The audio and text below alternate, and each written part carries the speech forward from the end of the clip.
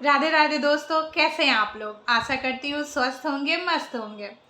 तो दोस्तों, आज जो मैं आपसे साझा करने आई हूँ उस कहानी का शीर्षक है लोभी सियार। एक जंगल में एक राजा, जंगल का राजा शेर, अपने द्वारा किए गए शिकार का लुत्फ उठा रहा था। तभी अचानक सामने से उसे एक सियार, बहुत ही दुबला पतला और रोंदू सा, उसके बहुत करीब आया। उसने सियार को देखा और जब थोड़ा बहुत वो खा चुका था, मतलब यूँ कहे कि उसका पेट लगभग भर चुका था, तब उसने सियार की ललचाई हुई नज़र को पढ़ ली और उससे पूछा, क्यों क्यों उदास हो, क्या हुआ तुम्हें। सियार ने कहा, राजा जी, मैं 4-5 दिन से कुछ भी नहीं खाया, सिर्फ और सिर्फ पानी के भरोसे हूँ। और उससे पहले भी ऐसा नहीं है कि मैंने कभी भरपेट भोजन किया हो। और मेरी ऐसी अवस्था है कि मैं चाह के भी शिकार नहीं कर सकता खुद के लिए, इसीलिए उदास हूँ और समझ नहीं आ रहा कि मैं करूँ तो क्या करूँ। इसीलिए मैं आपके पास ये उम्मीद लेके आया हूँ कि आप तो हमारे राजा हैं, हम प्रजा की हर इच्छा और पूर्ति जो भी है उन सब के लिए हम अगर गुहार लगाएं तो शायद आप हमारी कुछ मदद कर दें। मैं यही सोच के आपके निकट आया हूँ। राजा ने उसे देखा। चूँकि राजा का पेट भरपूर भर चुका था तो उस पे राजा की ऐसी नज़र नहीं पड़ी कि इसे मैं खाऊं। उस वक्त चूँकि पेट भरा था इसलिए राजा को उस पे तरस आया और तरस आके उसने उसको एक सुझाव दिया कि अच्छा, एक काम करो, अगर तुम मेरी मदद करो तो मैं रोज़ तुम्हारे भोजन का उपाय कर सकता हूँ। सियार ने कहा, अगर ऐसा हो जाए महाराज तो मैं आपका धनी रहूँगा। आप बताइए मुझे क्या करना होगा। सियार ने सोचा कि राजा अब जो भी बोलेंगे मैं कर लूँ तो शायद मेरा पेट भर जाए, इसलिए उसने जल्दी से हामी भर दी।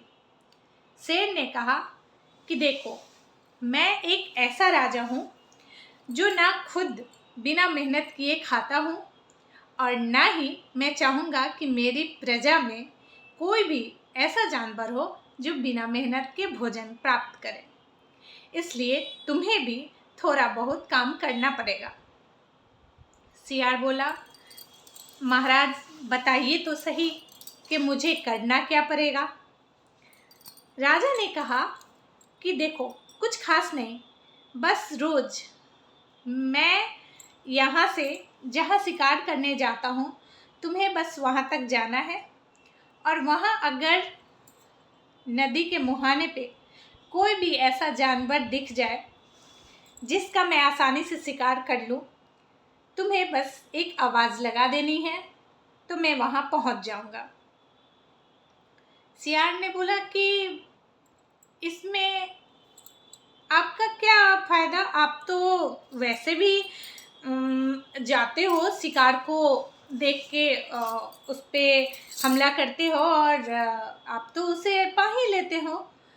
शेर ने कहा कि देखो, जब तक मैं खुद उसे बार बार यहाँ से जाके देखता हूँ कोई आया नहीं, कोई आया कि नहीं, कोई आया कि नहीं, और जाता हूँ वापस आता हूँ, तब तक मेरी कुछ शक्ति छीन हो जाती है, एनर्जी कम पड़ जाती है।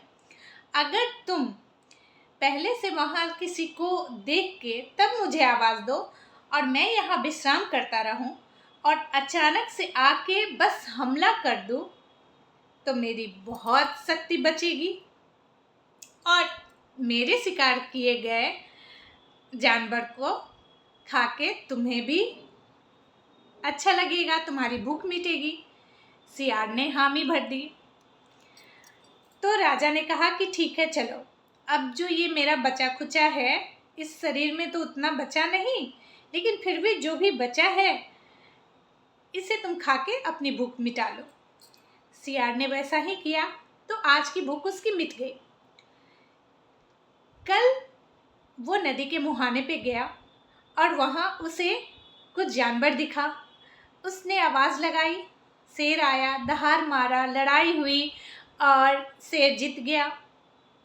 ऐसे ही रोज होता था, शेर आता था, दहाड़ मारता था, दोनों जानवरों में पकड़म पकड़ाई होती, अंततः राजा जीत जाता और राजा द्वारा शिकार किए गए उस मांस का सेवन राजा करता और उसके बाद शिकार करता था।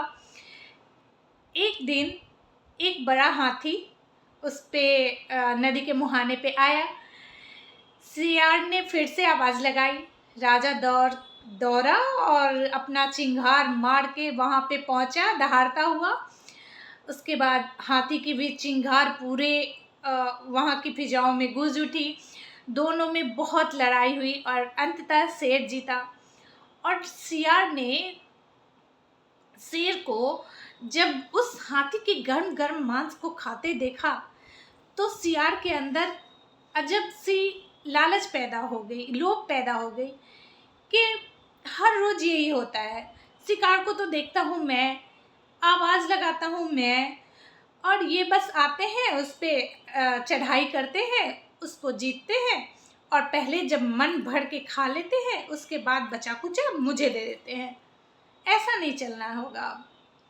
उसने आज तो राजा के हटने के बाद उस हाथी का मांस खा लिया, पर रात को उसके मन में विचार आया कि अब तो मैं भी इतना हट्टा कट्टा हो गया हूँ, देखने से पूरे के पूरे हाथी का बच्चा नजर आता हूँ, मुझ में भी अब इतनी शक्ति आ ही गई होगी कि जैसे शेर उन पे हमला करता है और उसे पा लेता है, मैंने भी तो थोड़ा बहुत सीख ही लिया है, तो अब मैं भी वही करूँगा। बस राजा जी से कुछ बहाना बनाता हूँ जाके। वो वैसा ही किया। सुबह उठा और जब सिंह के पास गया तो शेर से बोला कि सुनो राजा जी, बहुत दिन हो गए मुझे मेरे एरिया में गए हुए, अब आप मुझे इजाज़त दो, मैं अपने एरिया में जाना चाहता हूँ, क्योंकि मेरा शरीर भी इतना हो गया है कि अब मैं भी शिकार करके खा सकूँ। तो शेर ने पहले उसकी आंखों में देखा। लोगों का कहना होता है ना कि जुबान से सच पकड़ाए ना पकड़ाए, आंखों का सच सामने आ ही जाता है। शेर ने भाप लिया कि ये चाह क्या रहा है। वो समझ गया कि इसके अंदर लोभ पैदा हो गया है। शेर ने कहा, कहीं ऐसा तो नहीं कि हमारा जो तरकीब है वो तरकीब तुम्हें पसंद नहीं आ रहा। शियार ने सोचा कि मौका अच्छा है। उसने कहा कि देखिए सिंह जी, देखिए महाराज, बात तो दरअसल ऐसा नहीं है, लेकिन अगर आप भी सोचे तो मुझे हर रोज़ आपका छोड़ा हुआ मिलता है बस। तो शेर ने कहा कि उसमें ज़्यादा मेहनत तो मेरा ही होता है ना। शियार ने कहा, तो अब मुझे भी वो सब कुछ आ गया है, तो मैं चाहता हूँ कि मैं खुद से शिकार करूँ और खुद का शिकार किया हुआ भोजन ग्रहण करूँ। शेर ने कहा, ये तो बहुत खुशी की बात है, अब क्यों ना ऐसा करते हैं कि मेरा काम तुम करो और तुम्हारा काम मैं करूँगा। शियार तैयार हो गया। कल सुबह हुआ। शियार राजा के आसन पे बैठ के चुपचाप इंतजार कर रहा था कि शेर जब शेर वहाँ पे किसी जानवर को देखेगा तो वो दहाड़ लगाएगा और शियार वहाँ जाके उस पर अटैक करेगा और उसका गर्म गर्म मांस पहले खुद खाएगा और फिर उसके पेट भरने के बाद वो राजा को देगा। हुआ ऐसा ही। शेर दहाड़ मारा। शियार ने देखा कि ये तो वही मुलायम हाथी का मांस जो कल शेर खा रहा था, सेम टू सेम वैसा ही हाथी मुहाने पे है।